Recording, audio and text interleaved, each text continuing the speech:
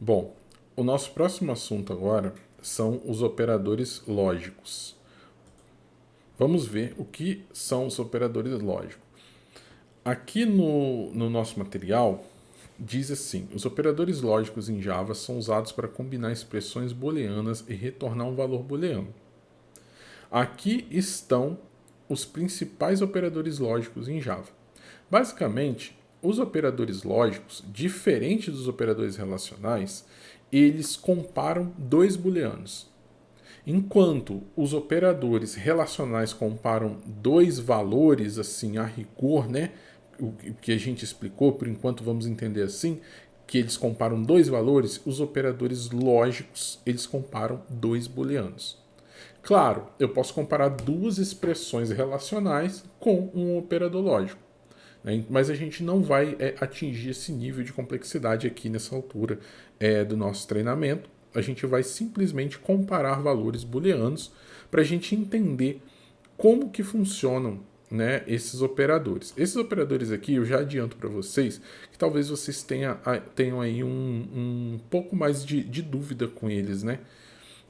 Mas não se preocupem, na hora de fazer os exercícios eles vão ficar muito mais claros. A gente vai entender bem melhor como funcionam esses operadores. Também, né, eu vou focar mais nesses dois, que é o operador lógico e o operador lógico ou. Né? A gente tem um operador lógico de negação também. Esse daqui também é bastante importante. Agora, esse operador condicional aqui, a gente vai ver mais para frente, quando a gente chegar aí no conceito de if e else, né, que são as condicionais mesmo, que a gente vai entender como que funciona esse cara. Ele apesar de estar incluído aqui como um operador condicional, ele tá mais aí para uma estrutura de decisão, digamos assim. Mas não vamos nos concentrar aqui nesse 4 primeiro. Lógico, ao longo dos exercícios a gente vai utilizar, vocês vão aprender na prática como utiliza. Mas por enquanto eu quero dar uma introdução, né, a esses três aqui que são os principais que a gente vai utilizar e são os conceitos aí fundamentais. Legal. Primeira coisa, operador e, o e lógico, né, ele retorna verdadeiro somente se dos dois lados dele a gente estiver entrando com dois valores verdadeiros.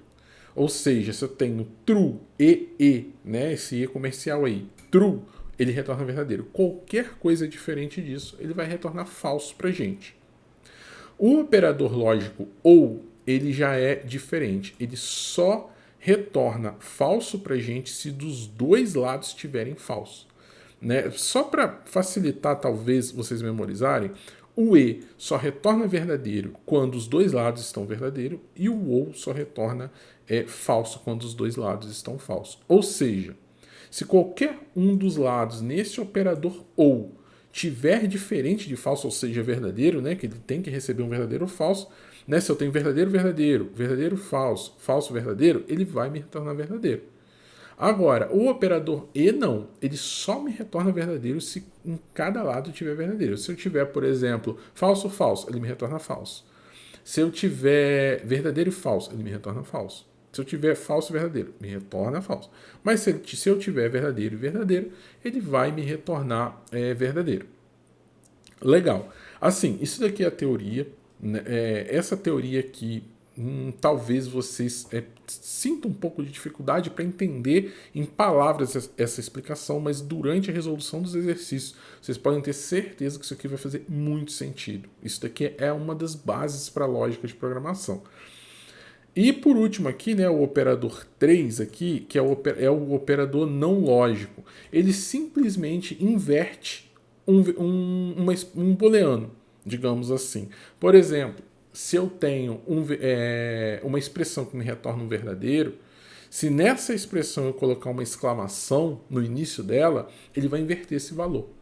Entendeu? Por exemplo, digamos que eu monte essa expressão com esse e lógico aqui, né? Eu tenho dois verdadeiros um do lado do outro. Se eu circular essa expressão com parênteses e colocar uma interrogação no início, né, esse sinal aqui de não lógico, no lugar de me retornar verdadeiro, ele vai inverter sempre o retorno. Bom, essa é a explicação teórica, a gente vai ver uma explicação prática e mesmo que vocês isso esteja um pouco obscuro, não se preocupe, a prática é o que vai falar a verdade no nosso entendimento. Então é isso, até a próxima aula aí.